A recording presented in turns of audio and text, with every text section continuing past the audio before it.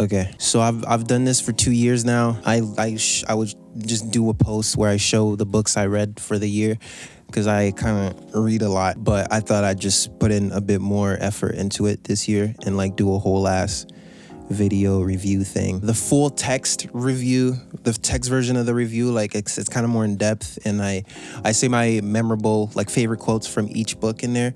It will be on the website, thedojaclub.com, I think /word, and you should find the post somewhere in there if you want to read it instead of watch this. So Be Here Now is the first book right here. Stop it. I found out about this book from reading the Steve Jobs biography. That's one of the books I read last year. It's actually one of the posts, and it's in the post. And is like in the early life section, in his early 20s, I think. It was one of the books that he read, because it came out during that time actually. And like the whole hippie like revolution, blah, blah, blah, whatever, the 60s was the counterculture movement in the 60s. And then I read about it from that. And then I just got intrigued. And I had friends too who liked the book and wanted to read it and wanted me to read it. So I thought I'd give it a try. I think I read it like early January of this year. The book is really about, what's the book about? Spirituality, I guess. It's divided into 4 parts. So the first part is the author Ram Dass's biography. So his name was originally Richard Alpert. He got put on to like the spiritual stuff, the spiritual world from psychedelics, psilocybin and LSD. And he really wanted to like get a hold of that state. Anyone who's done psychs knows like that state. He like basically just really wanted to get like a grip and a hold of it and be there forever. So he traveled to India, and then from there he tells you the story of meeting his guru and being put on to like spiritual practice in Hinduism specifically. And yeah, that's really the first part. And then the second part is the core book. It basically kind of like lures you in. It really grips you in. Like the writing is so good. The art style is awesome. It's like no other, like, it's so unconventional, which really stems from that counterculture era. Yeah, it really just tells you what it entails to embark on a spiritual path. Yeah, I'm pretty sure that's a good summary. The third part is basically like if you're sold from the second part, from like, it's kind of like the second part is kind of a pitch. If you're sold from the second part, the third part basically gives you all of what you would need to like start practicing spirituality in like all of the different yogas, like bhakti yoga, hatha yoga, which is like the yoga that involves physical exercise. Like, it's not actually called yoga, it's called hatha yoga. It's like one of the many yogas. Yoga is like the entire system from Hinduism. Like, it's in the entire spiritual practice system. So he basically just walks you through each and every single aspect of yoga. And he gives you like things you could do, like sleep, like eating, how your diet should change if you're, depending on how serious you are, the different stages, what might happen during the path, like what to do with your money, livelihood, like everything you need to know is in there. It's very detailed, and I actually recommend it if you need like a nice place to start, because at the fourth part he gives you a shit ton of books. Like the section for the fourth part is so huge, and it's like literally just a bunch of books that you could read if you want to learn more about specific things. So like everything is under a category, and then there's a shit ton of books in each category, and you can, if you want to like learn more, dive deeper into a specific thing, those books are there. And that's Be Here Now. I recommend it to anyone who's getting on to like spirituality and wants to learn about like Eastern philosophy / like Eastern spirituality in a practical way. Yeah. So the next one is A New Earth by ECKHART Tolle. This one's pretty cool. I started reading it like late December. I was on a cruise. There wasn't much to do certain days, so this book I had picked up from a thrift store, because this book is in every single thrift store I've ever been to. That and The Power of Now. So I just thought, fuck it. I knew about ECKHART, so I was like, all right, fuck it, let me get it. And I started reading it on the book. And as you can see here, there's a lot of notes. If I were to boil it down, it's really just a sequel to The Power of Now. I haven't read The Power of Now, but he really just talks about like the importance of being present and being in the moment. He talks about the ego and how the ego plays a lot of games that actually end up like causing you all the suffering that you experience in your life. But to me, if I got anything from it, it's really just the importance of being present and how the present moment is the only thing that exists. Actually, a lot of these books really just boil down to this, because this year I was really just into spirituality and like Eastern philosophy. So that's mainly what I read about. I really liked it. I recommend it to anyone who've maybe read The Power of Now and wants to like learn more. I wouldn't say it's anything like, I don't know. It was impactful, but like I don't remember shit from it, and I don't think I would read it again. But at the time of reading it, I think I just really needed to read it, I'd say. So yeah. Next one here, Zen Mind, Beginner's Mind. Oh, let me put some nice visuals on. Yeah. All right, Zen Mind, Beginner's Mind. This year, I think I've read it maybe 5 or 6 times. I think that's probably why the number of books I read was kind of small, because I did a lot of rereading. Be Here Now is a book I read so many fucking times this year. I kept it in my backpack like all the time when I'd go to school before the lockdown, and like I read it on a regular basis. And this is another one of those books that I read so much. I don't know actually I do know what's so cool about this book. I found it through the Steve Jobs biography too, because they just listed a shit ton of books that he was into and that like influenced him as he grew up, and then like really being fascinated with him. I was like, fuck it, let me try those books out. And I was really into Zen, and I really wanted to learn more about it. So this book seemed like a good option. Holy fuck, this book is amazing. I'd say Beginner's Mind is really what it's about. If I were to sum it down to like a quote actually that I remember from the book, and that actually starts the book, is in the beginner's mind there are infinite possibilities, and in the expert's mind there are few. And that's really what the book kind of like expands on, and it kind of expands on it from the perspective of Zen Buddhism and like the practice of it. It's split in 3 parts. I think it's right practice, right attitude, and right understanding. Each section develops on the title, and just the things, kind of like the mindset of, I'd say Soto Zen is the one, because there's different sects, but it's really just about this idea of keeping your mind open to all possibilities. Because as you grow older as an adult and you become an adult, like you see that the world loses kind of like color, and it becomes limited. The world seems like it becomes limited the older you get, because you're told to pick things and to choose things. And when you pick one thing, you let go of every other thing that you could have picked from that category that you picked from. And what are you gonna be? If you're gonna be this, then you're just this. And like you're molded into something, and you're molded into something very limited, which I think is kind of useful. I'd say, yeah, it's pretty useful, because like if you're everything, you're nothing, right? But just I think it speaks to being open to everything from a perspective of just like your mind, like how you see the world. There's no need to grow up and also lose your ability to see all the color and infinite possibilities in the world. And I think that's also what Zen is all about. And it's funny because like Zen, you're not really even supposed to talk about it. So I'm kind of like contradicting myself by saying anything that I say is a very, very, very, very limited description. And that's the entire idea, is that everything is way beyond comprehension, and definitely way beyond words. And the words help you label and separate things from each other, but words are a very limited description of the thing that the word is describing. So if you start to get too attached to the labels and the words, then you lose your ability to see the infinite possibilities in everything that one thing could entail because of that label you put on it. It's a fucking problem we're having now with gender, where it's like if you're a guy, if you're male, like you're limited in what you can do because of that title, because of that label. And that's why I think that's why I like the non-binary thing, is because you're saying fuck the roles. And I think that's the same thing with this. It's like you're saying fuck all the limitations that come from the labels. I won't play by any rules. And I think this kind of like in the same vein.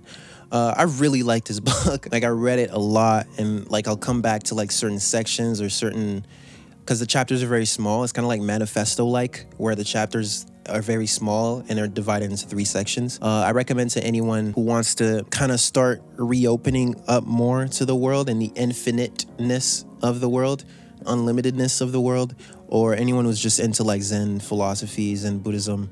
I really like this book. I really like this book. I really like this book.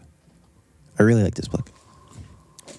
Next. This next one is The Only Dance There Is. Oh my God, it's so dusty. The Only Dance There Is by Ram Dass. It's another Ram Dass book. I was very into Ram Dass for a very long time. Like after reading Be Here Now, I listened to a lot of his lectures, and I was really, really, really onto him for a very long time. Well, I found it first, like I was looking for Ram Dass stuff, and then the Carleton Library is actually pretty big, and they have a lot of books, so I just looked for it at the Carleton Library, and I actually found it. It's been fucking out for like maybe since February. I'm pretty sure it's way past due, but I don't think they're making me pay for it because of like the lockdown and shit.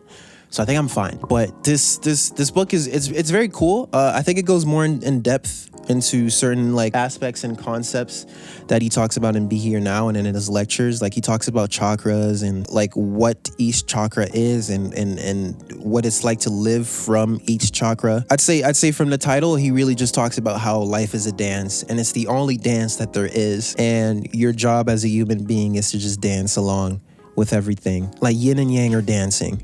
And just dance, just enjoy the dance and dance. Like there's nothing to really worry about. There's nothing to take too seriously. Like it's really just all a dance. I recommend it if you're into like the Ram Dass stuff, because this is just transcribed. His lectures transcribed from like I think 3 lectures from like 1970 something. I don't really remember much from this. I should have probably like went through all the books before I spoke about them. I'll do that for the Word version. I really liked it though. I really enjoyed it. There were a lot of very interesting things about interacting with people and being there with people when people like, I don't know, come to you with their problems, and instead of like trying to fix people all the time in such a stern way, to just be there with them and to feel what they feel. If someone's very sad or depressed or even suicidal, he talks about like being able to get in that energy and that state with them while also being outside of it. So you go into sadness with the person, but you do it with the mindfulness that like remembering that everything is a dance and nothing is too serious. So like you go into the sadness with the person so that they feel like there's someone with them who understands them. But inside your head, you don't over attach or over identify with the sadness. You just feel it. And you feel it with the person and you get through it with the person, because all emotions and feelings just like come and go. And while you're in it sometimes, especially with the negative ones, it can seem like it's just going on forever. And with depression, it's actually like a very long-term thing that can last a whole lifetime. And sometimes like all someone really wants to do is just feel like they're not alone in what they're going through. And I think this book talks a lot about that, where it's like you're capable of going into hell with someone, all while remembering that hell isn't real. Basically. Yeah, I recommend if you like the Ram Dass shit and you kind of want to go into like a little bit deeper into it, it's really just 2 or 3 of his lectures put together. So if you're just into his material, I'd recommend you reading this. If you're into like, I'd say spirituality from a sense of like helping others, I think this is also a good one. Okay, this is I think in this collection the last book from the books that Steve Jobs read that he really influenced his life. Actually, this one is one of the like crazier ones, because for his funeral when he was planning it, this was one of the books that he gave as a parting gift to everyone who went to his funeral. So, and apparently he read it like every year. So it was definitely an important book, and reading it, I know why. This book is so far out. Like this book is, if you really want to get into like deeper Hinduism and Hindu philosophy, this is a very good book, because it's really just it's an autobiography, but there's a lot of information in there. He'll go in depth about like random monks and gurus that he'd meet, and his own guru, and all the information and like random like monologues the guru would have are basically in there. Like there's one chapter I remember, which I think is called The Law of Miracles, which is what made me understand why Steve liked his book so much, because it really just talks to you about your ability to actually willfully create things with the power of your mind, but the amount and like the speed at which you can make it happen just depends on your faith of its ability to happen. So the more faith you have, the more power you have as a human being. Like the more faith you have in the universe, the more power you have as a human being. I wouldn't even be able to like summarize this too much, because like honestly it goes so fucking, oh my god, like this shit, like nigga, it's fucking levitating people in here, like people creating, materializing like second bodies, like actual miracle shit. And it's really up to you if you want to go into this with an open mind or not, because I think you should really approach this, if you're going to read it, with an open mind, because there's a lot in there that really challenges like what you thought was possible. I don't know myself if I believe it or not. I'm open-minded enough that like, since I haven't seen it happen, I haven't seen it disproved or proven, so I can't just assume that it's false. Like I don't know if I'm making sense, but I don't not believe it, but I wouldn't say that I 100% believe it either. But I do, but like the rationality for it, because he talks about it logically and tries to break it down logically for anyone who has doubts, and some of those explanations, it makes a lot of sense how those things could be possible. But I've never experienced them for myself, so I can't say for real, as an opinion, that like they're true. It's really up to you if you want to believe that or not. But I'd say the core of this is like, there's a lot you don't know, and there's a lot that's possible, and it's only possible if you believe that it is. I really recommend this. I can't summarize it, but I really recommend it. It was a fun read because it's such a different world than like the world we're in, like Western shit, and it's awesome. Anyways, but Hinduism is just too for me. Like, it's too decorated. Okay, this one, I'm just gonna. This is the second far out book I read when it comes to spirituality and whatever. I'm not really as enthusiastic about spirituality as I was before, and I could probably expand on that in a bit. I don't know. I didn't really like this book that much. I was just randomly in chapters and I saw it and I was like, oh, cool. And then I got it. I think it's really a very different perspective on the creation of the universe and of Earth, because he really talks about like different dimensions. He describes dimensions up until like the fucking 8th, 9th, 10th, 11th, I think 12th one. And we're the 3rd. So it's like really far out shit. Like niggas like 3, 5, 6 times higher dimensions than we are. Different, complete people with no bodies, just pure light and like shapes that we. And he basically kind of argues that he is like he I don't know. It's like really like weird cultish kind of things where he claims to be like a spirit from a different. Like he claimed to have helped Jesus when Jesus was alive on earth and guided him, and he was one of the angels that Jesus spoke to. And it's really shit like this is like the autobiography of a yogi is far out, but it's still kind of like logically try to give you a logical explanation for the shit that you wouldn't necessarily believe. But this just says it, like it just claims it, and that's it. Like he talks about how there was people on Venus, the planet, and then there was a population there and shit went bad, so they fucking migrated all the way back to Earth. And then there was so many different spirits, and then somehow shit went wrong. I guess that'd be the version of the original sin. Yeah, if you're really into like learning about different dimensions and different realms and entertaining that idea, this is a cool book. I wouldn't say I didn't like it. It's just like, it was a lot, man. I didn't expect it, like picking it up. I'd probably read it again just to see how my opinion differs. I read it maybe like back in May, April, like right when the world was starting to reopen after the first lockdown. Would I recommend? I don't know. I'd recommend it to anyone who wants to learn about like different realms and like dimensions, like super far out like shit. Like fucking a nigga who is talking about how he helped Jesus back in fucking Jesus time to like, I don't know, man. So this Cutting Through Spiritual Materialism by Trungpa Rinpoche. Very controversial fucking guru person, because he was one of those wild ones who had like cocaine. He was drunk for a lot of his lectures. Lots of things about like him having like intercourse with like followers and devoted people, one of his devotees. But I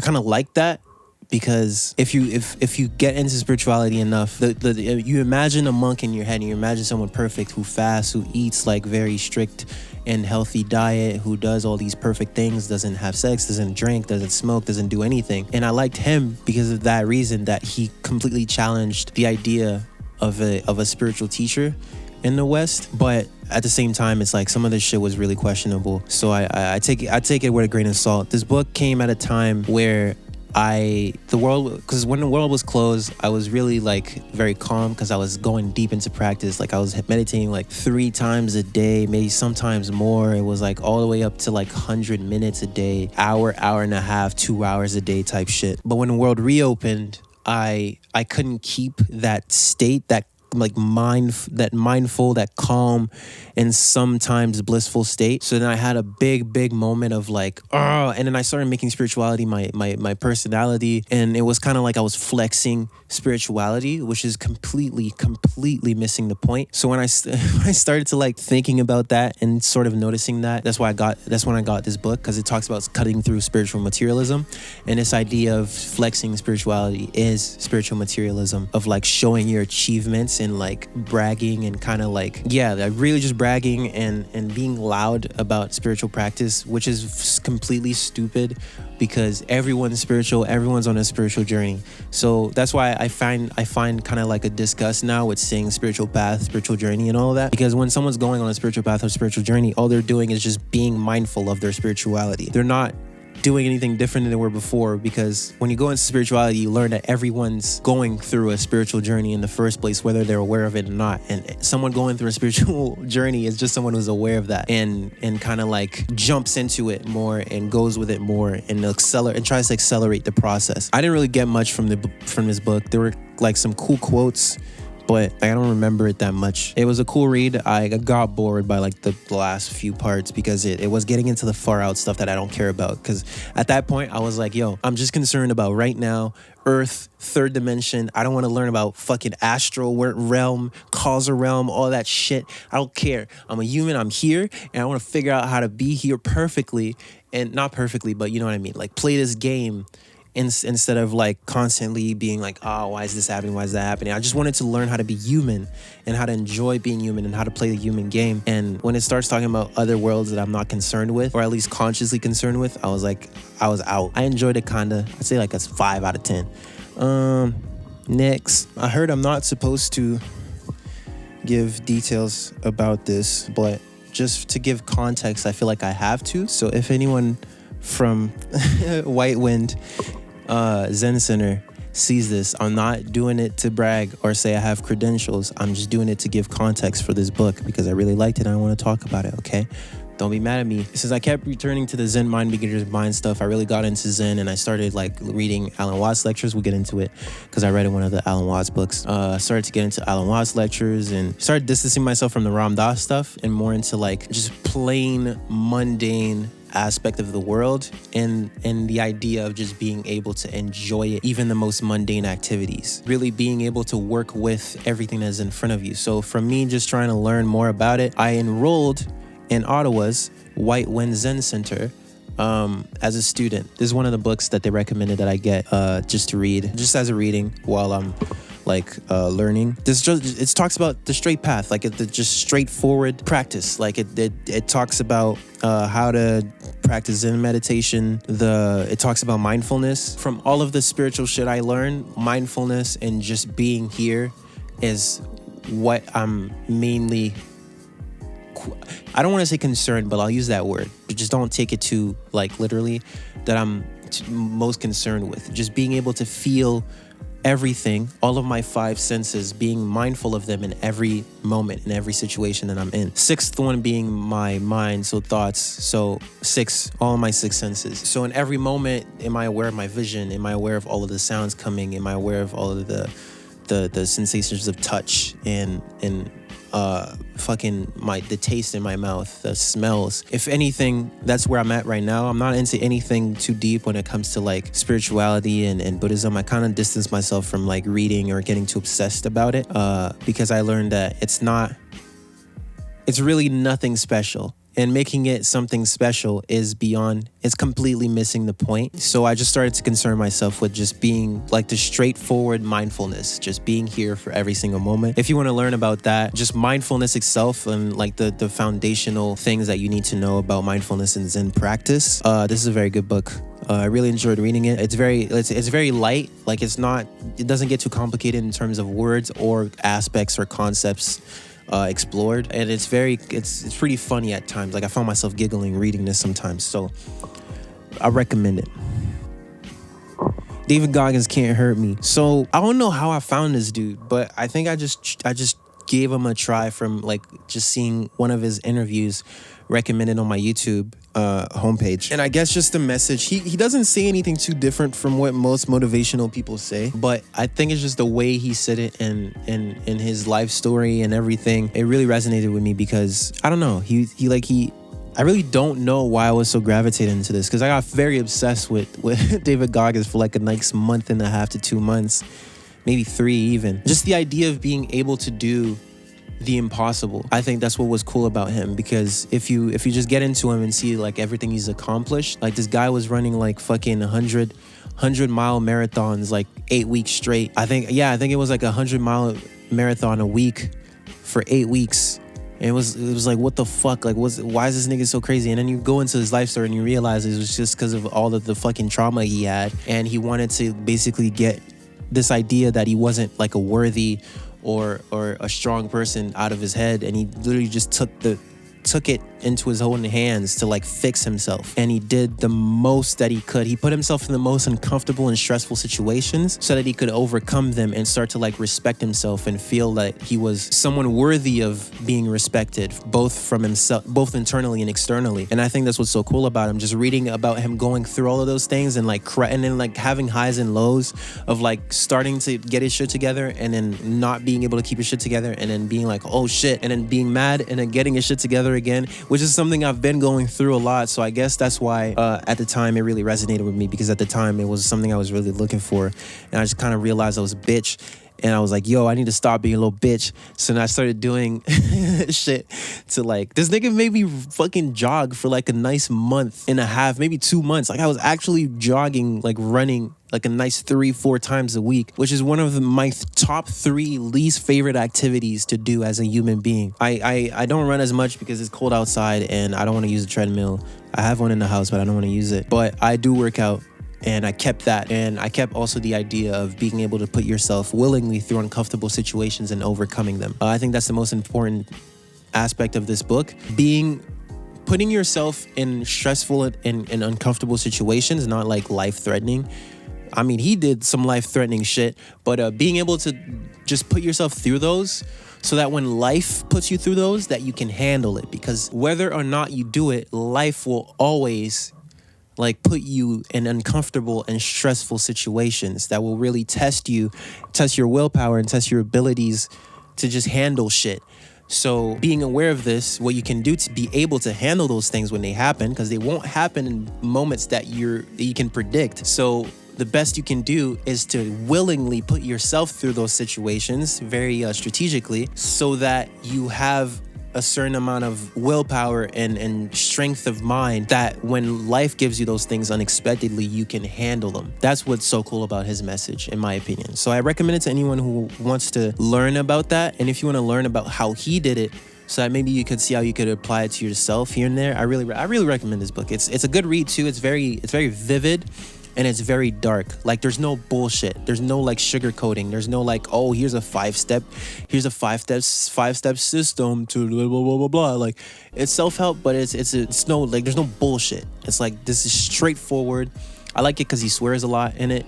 I like fucking swearing, and he doesn't seem like fake, like woo woo, like that most self-help people are, where they're always like fucking smiling and being like, oh, you could get it too, you could do it too, and then that's all they say, and they like tell you like work hard and that's it. Like he shows you not only that he does it, he continues to do it, because a lot of people will start telling you shit after they're done doing it. And that I think seeing people not doing something that they say or preach, not practicing what they preach, kind of makes you more take what they say less seriously and less with a grain of salt, I guess.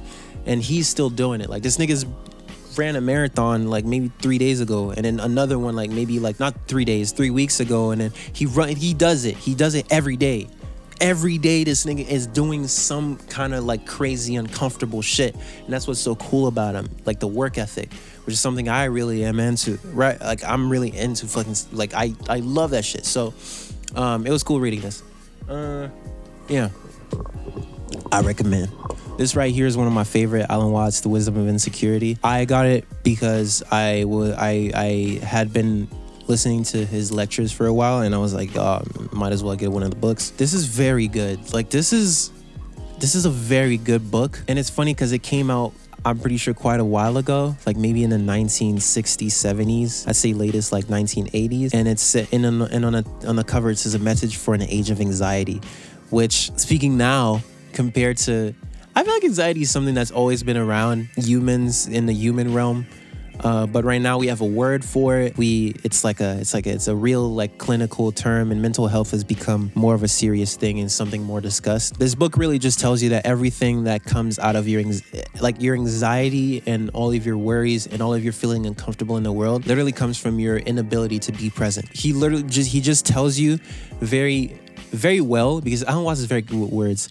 He tells you very, very, very well that all there is the present.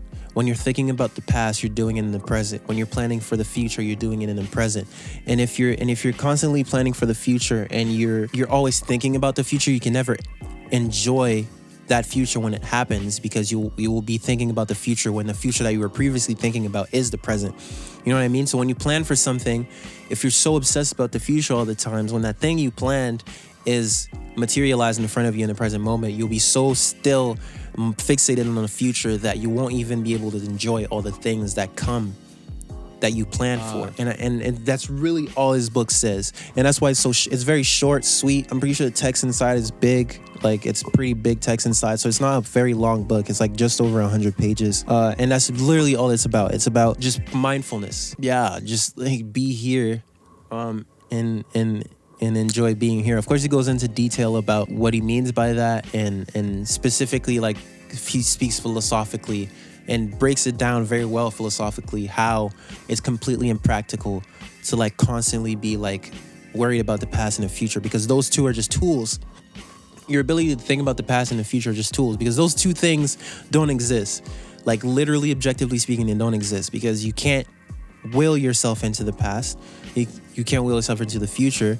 You can only go into the future through the present, and the past is just what remains from the present, you could say. And really, the goal of those of thinking about those things is purely practical. It's like you think about the past just to remember maybe mistakes you've made, so you don't make them again. And you just remember things. If someone betrayed you or betrayed your trust, like the thinking about the past, like sometimes it can help you understand that person may not be trustworthy, so that in the present or in the future, you remember that ideas, and so it doesn't happen again, so you don't get betrayed in the future.